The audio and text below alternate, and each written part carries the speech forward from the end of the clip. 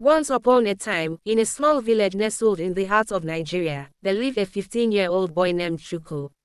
He was a bright and ambitious young man who had big dreams for his future. He wanted to become a doctor and help people in his community. However, his parents had other plans for him. Chukwu's parents, though well-intentioned, were struggling to make ends meet. They were poor farmers who worked tirelessly to provide for their family, but they could barely afford to put food on the table. In their desperation, they turned to Chukwu, their eldest child, and urged him to drop out of school and find work to support the family. "Chukwu, you need to go out there and make money," his father would say. "We can't afford to keep you in school anymore. You're old enough to start earning a living." Chukwu's mother would chime in, "Yes, Chukwu, you need to think about our family's future. We're getting older and we won't be able to work forever. You need to start contributing to the family income." At first, Chukwu was reluctant to give up on his education. He loved learning and had always dreamed of becoming a doctor. But his parents' pressure was relentless, and eventually, he felt he had no choice but to comply. Chukwu left school and began working as a laborer on a local farm. The work was backbreaking, and the pay was minimal, but he was determined to do his part to support his family. As Chukwu worked on the farm, he met two friends, Uche and Emeka, who seemed to have it all together. They were dressed in fancy clothes and wore expensive jewelry, and they told Chukwu that they had made their fortune through a secret club they had joined. Chukwu was intrigued and asked to join the club. Uche and Emeka were hesitant at first, but eventually, they agreed to take him to their leader.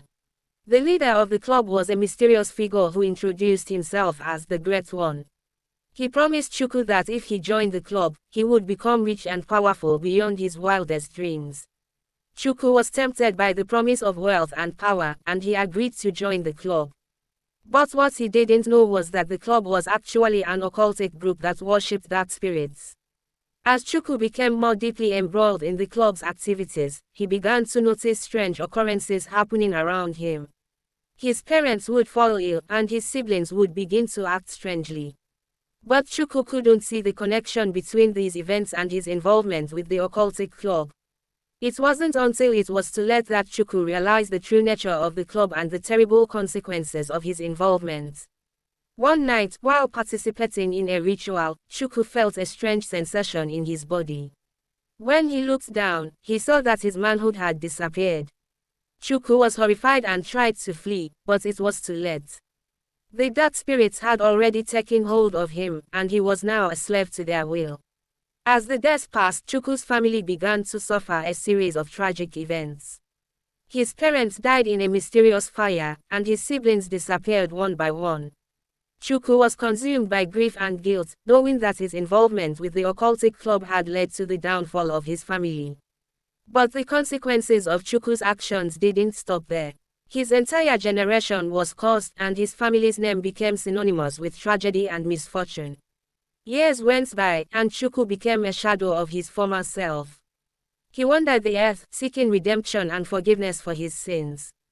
But no matter how hard he tried, he couldn't shake the feeling of guilt and responsibility for the destruction of his family. One day, while wandering through a forest, Chukwu stumbled upon a wise old man who claimed to have the power to break the curse that had been placed upon him. Chukwu was skeptical at first, but the old man's words struck a chord within him. The old man told Chukwu that the only way to break the curse was to confess his sins and seek forgiveness from God. Chukwu was hesitant at first, but the old man's words resonated deeply within him. With a newfound sense of determination, Chukwu set out on a journey of redemption. He spent years seeking forgiveness and making amends for his past mistakes.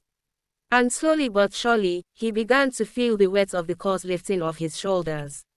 As Chukwu journeyed on, he met many people who were also struggling with the consequences of their actions.